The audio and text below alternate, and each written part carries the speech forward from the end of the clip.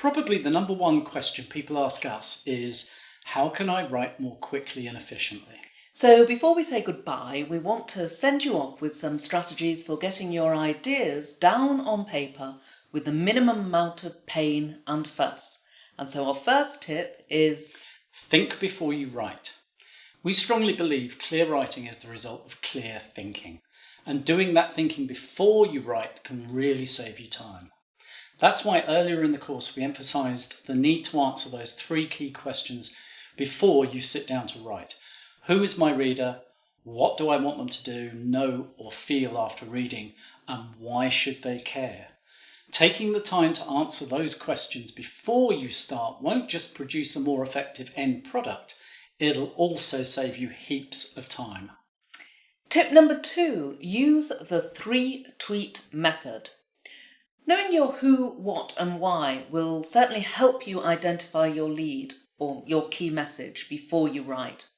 But if you're still struggling to work out what your main point is, try this 3-tweet method. It's a method I developed with one of my clients who was really struggling to get his ideas down on paper.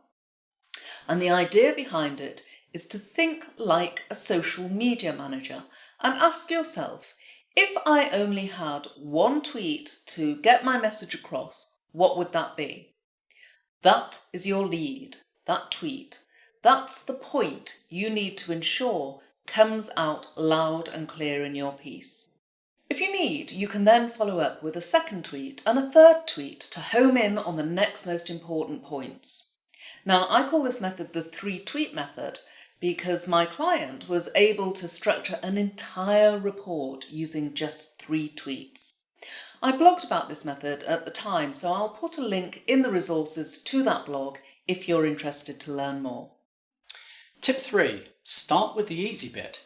Writing isn't a linear process where you start at the beginning and take a straight road point by point to the end. It's actually a lot messier than that.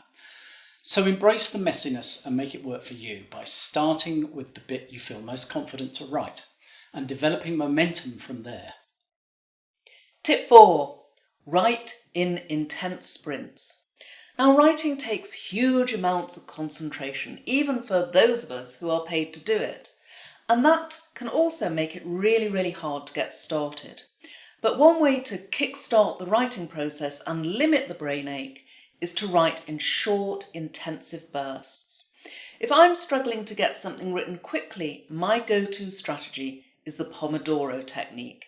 Here's how the Pomodoro technique works. First of all, take yourself off to somewhere quiet and switch off all those digital distractions, Twitter, email, Slack, you know what yours are. Then commit to writing for 25 minutes flat with 0 interruption and set an alarm. I time myself using the online tomato timer. We'll put a link to it in the resources. After 25 minutes, when the alarm goes off, take a 5-minute break and start again. Repeat those 25-minute bursts until you're done. You'll be amazed at how many words you can get down when writing like this. But I find it particularly useful when I'm not on a deadline because it stops the drift and really forces me to get focused. I also usually find it gives me so much momentum, I actually find it hard to stop writing and I no longer need those 25-minute timed bursts. Tip 5. Have a research strategy. It can be tempting to use research to delay the moment you actually have to start putting words on the page. To avoid turning your research into a procrastination activity, you need to be targeted about it. So don't just read everything and anything that's vaguely connected to your topic. Instead, start with a clear idea of your lead, the big point you want to make, and test every source you consult against that point. Ask yourself, why am I reading this? How can I use it? How does this source support or challenge my point? If you can't come up with a compelling answer to these questions, stop reading and start writing. Or move on to a source that will help you advance your argument. I've made a YouTube video with some other tips on how to be a more efficient researcher. So again, we'll put a link in the resources to that if you're interested to know more. In the meantime, Tip number 6. Don't get it right, get it written. The better part of writing is the editing. That's where the magic happens.